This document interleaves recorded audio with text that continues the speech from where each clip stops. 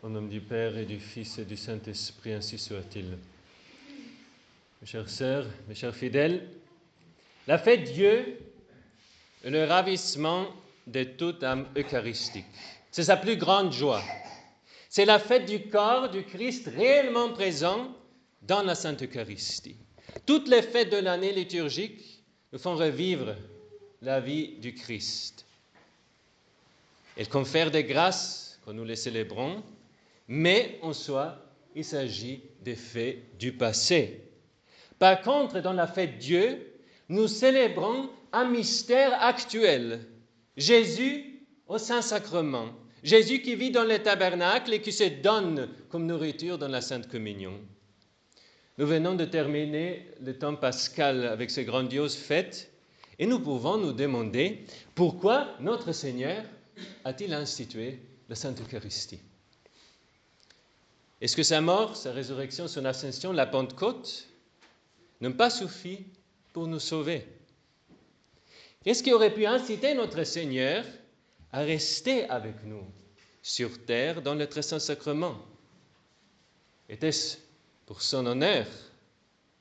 Hélas, notre aimable Sauveur reçoit le même traitement dans la Sainte Eucharistie que celui qu'il a reçu pendant ses 33 ans sur terre, où il était maltraité et méprisé. Dans le Saint-Sacrement, il reçoit un tel traitement par les irrévérences dans les chapelles et quelle horreur par les communions, sacrilège. Certainement, l'attente d'être honoré n'aurait pas pu l'inciter à rester avec nous. Qu'est-ce qui a donc incité notre Seigneur à rester dans le très saint sacrement? Était-ce pour rechercher ou accroître son propre bonheur? Aucunement. Son bonheur est si grand qu'il ne peut être augmenté. Il est ressuscité des morts, il est glorifié, il est assis à la droite de Dieu, le Père a tout pouvoir et il a tout pouvoir au ciel et sur la terre. Les anges le servent, les hommes sont ses subordonnés qu'il jugera et récompensera selon leur mérite. Les démons tremblent en sa présence. Tout genou doit fléchir devant lui, ceux qui sont au ciel, sur la terre et sous la terre. Que manque-t-il donc à son bonheur? Rien. Puisqu'en conséquence, notre Seigneur ne peut pas devenir plus heureux en restant avec nous, qu'il ne reçoit pas l'honneur qui lui est dû, qu'est-ce qui a pu le pousser à rester dans la Sainte Eucharistie jusqu'à la fin du monde? Tournons-nous vers lui, il est vraiment là, et demandons, ô mon Jésus, pourquoi êtes-vous resté dans le très saint sacrement? Et si nous faisons un silence rempli de foi, nous entendons un des passages les plus doux de l'Écriture sainte. Je t'ai aimé d'un amour éternel. Seulement l'amour éternel et infini de Dieu peut expliquer l'existence de la Sainte Eucharistie. Oui, c'était l'amour seul, rien que l'amour, qui a poussé Jésus à rester parmi nous dans le Saint-Sacrement. Et afin de concevoir dans une certaine mesure l'amour de notre Seigneur dans ce merveilleux sacrement, considérons le moment où il a institué, celui qu'il nous a donné par ce sacrement et la manière dont il l'a fait.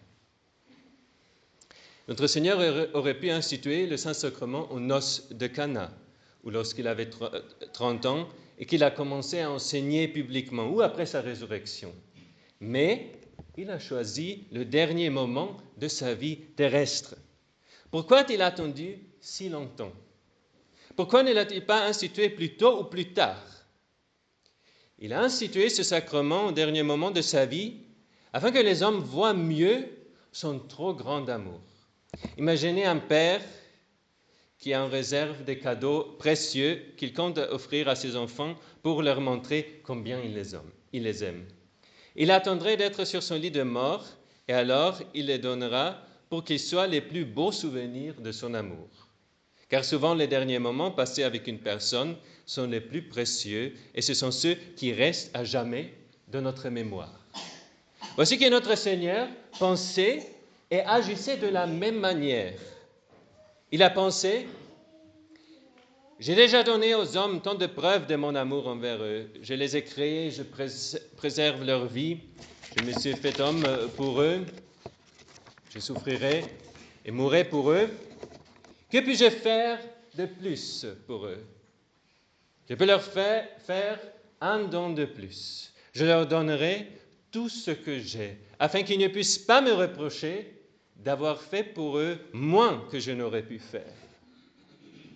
Je leur donnerai moi-même, mon humanité, la divinité, mon corps et mon âme, moi-même entièrement et sans réserve.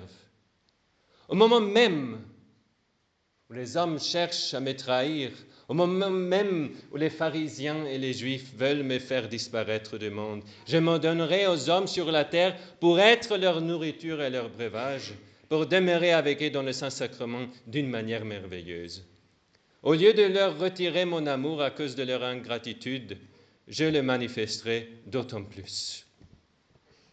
Mes chers fidèles, qui aurait pu imaginer que Dieu irait si loin dans son amour pour les hommes ingrats qu'il leur donnerait son propre sang et sa propre chair comme nourriture de leurs âmes? Quel homme ou quel ange aurait pu concevoir une telle chose? Ce que les anges n'auraient jamais pu concevoir, ni les hommes osaient demander. L'immense amour de Dieu l'a donné sans rien demander. C'est pourquoi notre Seigneur a eu raison de dire à ses disciples, lorsqu'ils se sont attristés parce qu'il leur avait annoncé son départ prochain, que votre cœur ne se trouble point, je ne vous laisserai pas orphelins. Dans son cœur, il leur a dit, ne soyez pas tristes. Je resterai toujours avec vous dans les très saints sacrements. Je vous donnerai un pouvoir qu'il n'y a pas de plus grand au ciel ou sur la terre, celui de changer le pain en mon corps et le vin en mon sang. En vertu de ce pouvoir, vous pourrez toujours m'avoir avec vous. Quand on pense au sentiment du Sacré-Cœur, il faut dire « Ô amour envers nous, ô Jésus, vous nous aimez trop. Vous n'avez pas supporté que nous soyons laissés seuls en ce monde, et pour que même la mort ne puisse pas vous séparer de nous, vous vous êtes laissés comme nourriture dans le Saint-Sacrement. » Afin que nous puissions voir encore plus clairement l'amour de notre Seigneur dans la Sainte Eucharistie, considérons qui nous avons au milieu de nous. Si notre Seigneur avait laissé un ange ou un saint avec nous à sa place après sa mort, n'aurait-ce pas été une très grande preuve de son amour envers nous? Mais il n'a laissé ni des saints, ni un ange, pas même sa propre mère, car c'était trop peu pour son amour. Lui-même voulait rester avec nous. Oui, le bon Dieu, le saint et miséricordieux Dieu est parmi nous, le Dieu tout-puissant qui nous a créés, nous et le monde entier, et qui continue à nous préserver. Dans notre tabernacle se trouve le même Dieu qui a sauvé Noé du déluge, qui a donné la manne du ciel aux Juifs, qui au milieu des éclairs et du tonnerre a donné les 10 commandements à Moïse. Le même Jésus est avec nous dans le tabernacle qui a été posé sur la paille et adoré par les mages, qui a accompli tant de miracles, qui a vécu et est mort pour nous. Vous estimez Simeon heureux d'avoir été permis de prendre l'enfant Jésus dans ses bras. Vous estimez Zaché heureux parce que notre Seigneur est entré dans sa maison pour manger avec lui. Vous estimez que Saint Jean était heureux parce qu'il se reposait sur la poitrine de notre Seigneur. Et surtout, vous considérez la Sainte Vierge et Saint Joseph si heureux parce qu'ils ont nourri et soutenu notre Seigneur. Mais n'êtes-vous pas aussi heureux qu'eux? N'êtes-vous pas encore plus heureux? Vous ne tenez pas notre Seigneur dans vos bras comme Simeon, mais vous le recevez dans votre cœur lors de la Sainte Communion. Vous ne vous reposez pas sur la poitrine de Jésus comme Saint Jean, mais c'est lui qui se repose dans votre cœur après la Sainte Communion. Vous ne nourrissez et ne soutenez pas notre Seigneur comme la Sainte Vierge et Saint Joseph, mais vous avez un bonheur encore plus grand, car le Sauveur lui-même vous nourrit et se donne à vous comme nourriture. Qui peut comprendre l'amour de Dieu pour les hommes? Dans la séquence, nous avons entendu « Au bon pasteur, pain véritable, Jésus, ayez pitié de nous ». Vraiment, notre Seigneur est le bon pasteur qui donne sa vie pour ses brebis. Il semble nous dire, je donne ma vie pour vous chaque jour, à chaque sainte messe, à chaque sainte communion. Je suis le Dieu de la sagesse suprême, mais je ne peux pas trouver un gage plus adéquat de mon amour. Je suis tout-puissant, mais ma toute-puissance ne peut rien faire de plus grand. Je suis l'amour lui-même, mais je ne peux rien donner de plus consolant. En présence d'un amour aussi immense, nous comprenons mieux pourquoi saint Paul a parlé d'un trop grand amour de Dieu pour nous. Ces considérations suffisent à nous remplir d'amour et de gratitude pour le reste de notre vie. Mais nous avons encore un troisième aspect à considérer. Une marque particulière de l'amour de Jésus-Christ dans le Saint-Sacrement envers nous, c'est la manière dont il se donne à nous. Il est avec nous, mais sous des formes étonnantes. Quelqu'un pourrait dire, l'amour de Jésus n'aurait-il pas semblé plus grand s'il était resté avec nous de manière visible pour que nous puissions le voir et converser avec lui? Non, mes chers fidèles, il n'aurait pas été aussi grand. En se dérobant à nos yeux, il donne une nouvelle preuve de son amour et montre qu'il pense à nous tous, aux pécheurs comme aux justes. Comment cela? Tout d'abord, en ce qui concerne les pécheurs, Jésus leur fait une grande faveur en se cachant. Le meilleur remède pour les yeux abîmés est d'exclure la lumière. Nous ne pouvons pas regarder un objet très lumineux sans que nos yeux soient éblouis.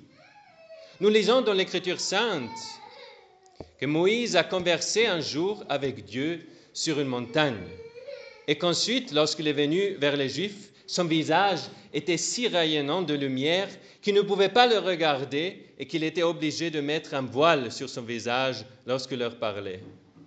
Supposons maintenant que notre Seigneur se manifeste sur nos autels dans sa splendeur et sa gloire céleste, et que quelqu'un qui est encore en inimitié avec Dieu, en état de péché mortel, entre dans l'Église. Comment se sentirait-il? Ne serait-il pas submergé par la crainte et la terreur? Une agonie mortelle s'emparerait du pauvre malheureux à la vue de notre Seigneur. Lorsqu'Adam et Ève ont péché, ils ont entendu la voix de Dieu et se sont cachés de lui au milieu du jardin. La seule vue d'un Dieu offensé leur était insupportable. Oh, c'est terrible pour l'homme de se présenter devant Dieu avec une conscience chargée des péchés mortels. Si de nos jours, notre Seigneur se montrait ouvertement, les pécheurs fuiraient l'Église pour éviter la colère de leur juge. Si quelqu'un conscient de son péché osait rester dans la présence de son Seigneur offensé, son cœur mourrait en lui devant le regard furieux de ses yeux qui sont comme une flamme de feu. Qui ne voit que c'est une grande grâce pour tous les pécheurs que notre Seigneur se voile à nos yeux sous les apparences du pain et du vin? Comment le cœur de Jésus-Christ est aimable. Il ne veut pas rencontrer ouvertement celui qui est son ennemi et qui pour cette raison ne mérite rien d'autre que sa colère et sa vengeance. Il se tient caché sous le voile du pain et du vin afin que le pécheur ne tremble pas et n'ait pas peur devant sa majesté et son éclat, mais qu'il puisse s'approcher de lui en toute confiance pour demander le pardon de ses péchés et la grâce de ne plus y retomber. Et là, on voit l'insolence abyssale de ceux qui osent se présenter devant un Seigneur si miséricordieux sans faire pénitence. C'est horrible. Prions pour les pécheurs. Mais ce n'est pas seulement aux pécheurs que notre Seigneur manifeste un amour particulier en se cachant dans le Saint-Sacrement, mais aussi aux justes. Ceux-ci, en effet, n'aurait pas, comme les pécheurs, la conscience ébranlée ou si ébranlée à la vie de Jésus-Christ dans la Sainte Eucharistie, mais il serait néanmoins presque hors d'eux avec étonnement. Et au lieu d'entretenir un amour, une affection confiante pour lui, ils ressentiraient une peur oppressante de lui. Car ce qui est trop splendide repousse plutôt qu'il n'attire. Pensez à la transfiguration. Même les quelques rayons de lumière que notre Seigneur a fait jaillir de son visage sur le Tabor ont fait tomber ses disciples, aussi intimes et familiers qu'ils étaient avec lui, à terre dans l'étonnement et la consternation. En la glorieuse présence de Jésus-Christ, même les justes seraient frappés de stupeur, voire ils mourraient. En tout cas, ils n'oseraient pas s'approcher de leur Sauveur avec amour et confiance. Le Saint-Sacrement ne serait plus l'amour de tout amour, comme l'appelle Saint Bernard. Il ne pourrait plus être appelé gage d'amour entre Dieu et l'homme, mais ce sera un sacrement de gloire et de majesté qui nous causera un tremblement excessif. Mais notre Seigneur, qui nous aime si tendrement, traite dans ce sacrement les âmes justes et pieuses en toute bonté. Et il les traite non pas comme un Dieu de majesté avec ses sujets, mais comme un bon père avec ses enfants bien-aimés et comme un ami avec son ami confidentiel. Vraiment, il faut dire, Seigneur, comme vous vous cachez humblement pour nous, mais hélas, combien votre amour est maltraité. Non seulement les pécheurs vous méprisent dans le sacrement de l'amour, parce qu'ils ne vous voient pas, mais les justes aussi vous traitent avec indifférence et froideur. Il y a si longtemps que vous êtes avec nous, et il y a si peu de gens qui le savent, si peu sont pénétrés du sentiment de leur indicible bonheur. Nous vous entendons vous plaindre, comme vous l'avez fait un jour à Sainte Marguerite Marie, en lui montrant votre cœur couronné d'épines. Ici, notre Seigneur dit à chacun de nous, voici mon cœur si plein d'amour pour les hommes, qu'il a versé sa dernière goutte de sang pour eux et qu'il leur a donné mon propre sang et ma propre chair comme nourriture et comme breuvage pour leurs âmes. Et voyez comme ce cœur ne reçoit de la plupart des hommes en retour d'un si grand amour que de l'ingratitude et du mépris. Mais ce qui me chagrine le plus, c'est d'être ainsi traité même par des âmes justes. Mes chers frères, si votre cœur n'est pas de pierre, laissez-le être touché par cette plainte émouvante du cœur eucharistique de Jésus. Rendez à votre Dieu Sauveur ce qui lui est dû. Rendez-lui l'adoration et l'action de grâce pour la création et la rédemption. Mais surtout, rendez-lui en quelque sorte l'amour et l'affection excessive qu'il vous montre dans le Saint-Sacrement. Mais comment vais-je payer mon Jésus pour son amour envers moi? Qu'est-ce que je peux lui donner en retour? Rien d'autre que l'amour. L'amour exige l'amour et ne se satisfait que de l'amour, mais doit s'agir d'un amour véritable, c'est-à-dire un amour qui vous amène à garder ses commandements et à éviter le péché. Un amour qui vous pousse à le recevoir dans la Sainte Communion et à le visiter le plus souvent possible dans le Saint-Sacrement. Demandez-lui de détacher votre cœur de toutes les créatures afin de ne vivre que pour lui qui est descendu du ciel pour vivre et mourir pour vous. Chers amis, aimez le Saint-Sacrement. Aimez le sacrement de l'amour de tout votre cœur. Demandez à la Sainte Vierge de vous aider à devenir des adorateurs fervents. Saint Pierre Julien Aymar, un des plus grands saints eucharistiques que ce monde a jamais vu, a dit « Ayez un grand amour pour Jésus dans son divin sacrement d'amour. C'est l'oasis divine du désert, c'est la manne céleste du voyageur, c'est l'arche sainte, c'est la vie et le paradis de l'amour sur terre. » Nous avons la grande joie d'assister aujourd'hui à une première communion. Mon cher enfant, quel désir doit vous animer pour recevoir pour la première fois notre adorable Sauveur? Votre âme deviendra un paradis d'amour. N'oubliez jamais ce moment et surtout, vivez selon une telle grâce, en évitant tout péché, en vous regardant du monde et de ses séductions. Chers fidèles, cette merveilleuse fête est les jours les plus aimables de toute âme eucharistique, c'est-à-dire de ces âmes pour lesquelles la Sainte Eucharistie n'est pas seulement une dévotion, mais elle est leur vie et leur tout. Devenez une de ces âmes et répétez en ce glorieux jour sans cesse, loué soit à tout instant Jésus au Saint-Sacrement, ainsi soit-il. Au nom du Père et du Fils et du Saint-Esprit, ainsi soit-il.